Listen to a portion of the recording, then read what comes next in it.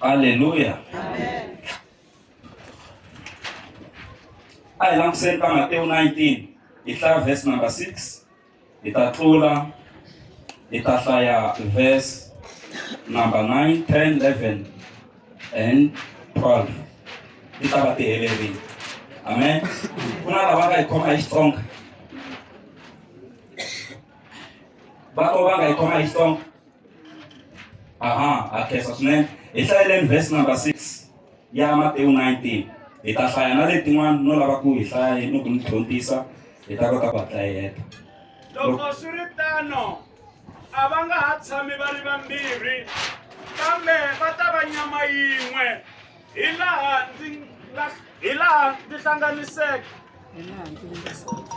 laha ndzi nge leswi Xikwembu xi swi hlanganiseke swi nga ka swi nga avanyisiwi hi munhu.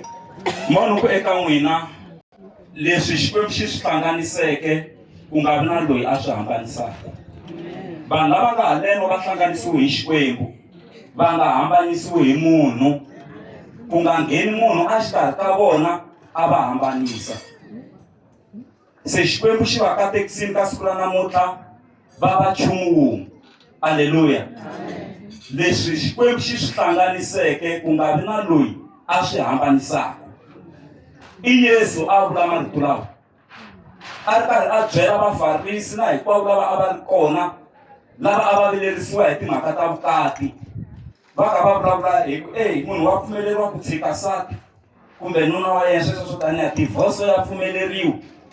Yesu Kreste a ku phela vanhu lava loko va za va hlangana a ka ha ri munhu wun'we a ka ha ri vanhu vambirhi se i nyama yin'we va hundzuka munhu wun'we. Se leswi hlanganisiweke hi hosi Xikwembu ku nga vi na loyi a swi hambanyisaka. Haleluya. Lava ku hi kota ku twisisa mhaka leyi Xikwembu xi hi pfuna xi hi katekisa. Haleluya. Hlayani verse number 9 na verse number 10.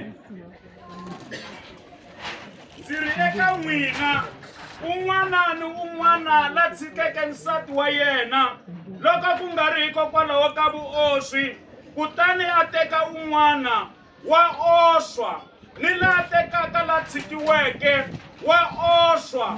Vadyondzisiwa va yena va ku eka yena loko timhaka ta wanuna ehenhla ka wansati ti ri tano a swi saseki ku teka.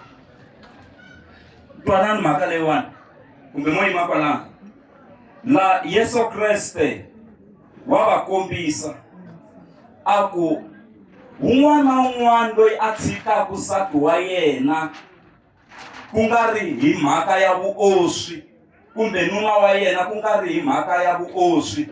Vuoswi i vugangu. Loko ku nga ri hi timhaka teto munhu yoloye na yena loko o ya a ya teka un'wana wa oswi ku endla vugangu hi ku u tshiki munhu a nga onhangi nchumu.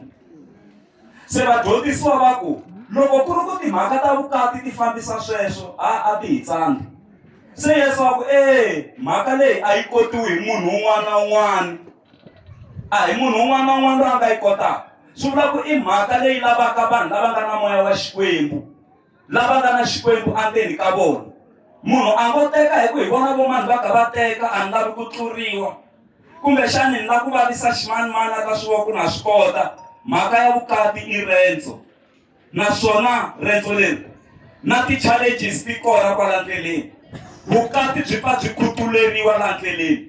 Mi tshama mu vona sinya wu khutuleriwile wu tsemeleriwa marhavi wu nga ha tsakisi sinya mara siku mi vuyaku mi kuma wu hlukile wu tlhela wu va na malamula lamo tala. Se swi tano ne le ka rendzo ra vukati leswi hlanganisiweke hi hosi ku nga vi na loyi a swi hambanisaka. A hi hlayeni verse yo hetelela. Verse yo hetelela verse number 11 and 12.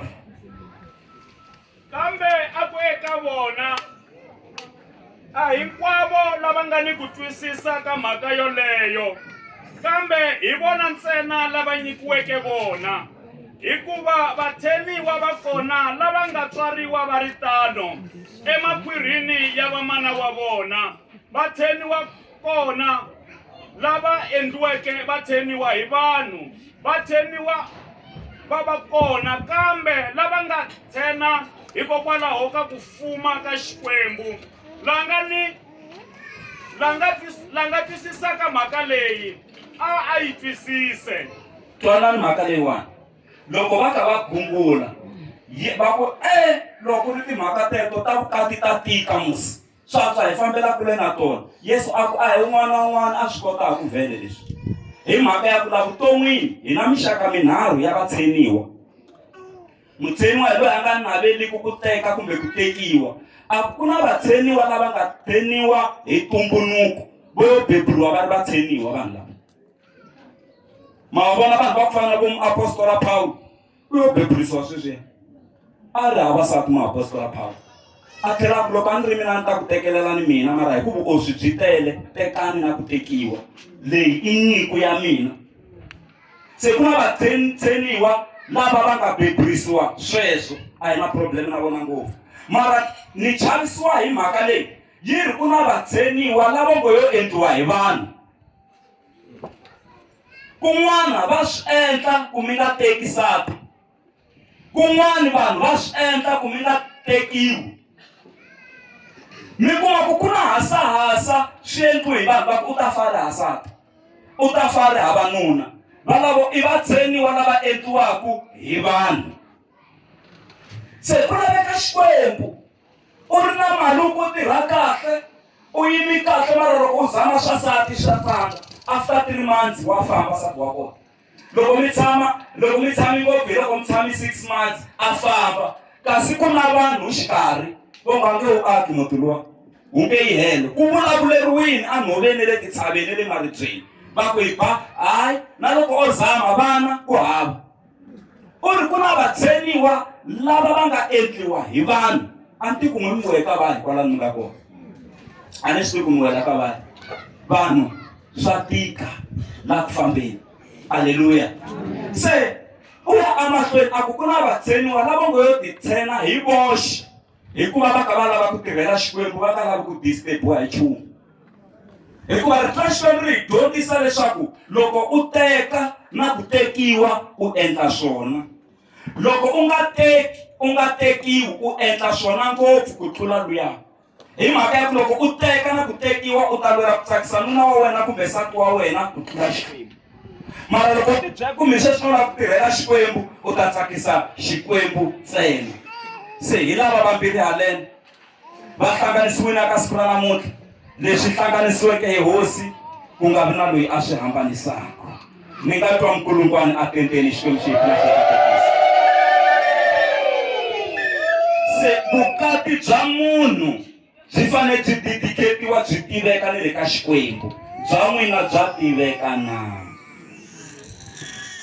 A hi timhaka ngopfu ta mucato i timhaka ngopfu ta ku tlhandlekiwa mavoko. Timhaka ti le ku tlhandlekiweni ka mavoko a swi le malini ngopfu swi le ku tlhandlekiweni ka mavoko.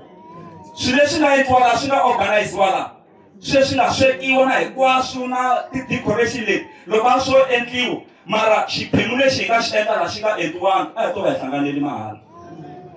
Se swi vula ku swi na nkoka ku va hi teka vukati bya hina hi byi yisa mahlweni ka Xikwembu. Hambi se mi ri na vana va 5 hambi se mi ri na vana va 6 mi ri swin'we ka ba karhi mi ku hi lava ku dedicate vukati bya hina hi ri na vana vanharhu kumbe munhu a mahlweni ka Xikwembu. Swi na nkoka ngopfu i swa xiyimo xa le henhla hikuva vukati i nyimpi leyi lwisiwaka matlhelo hinkwawo.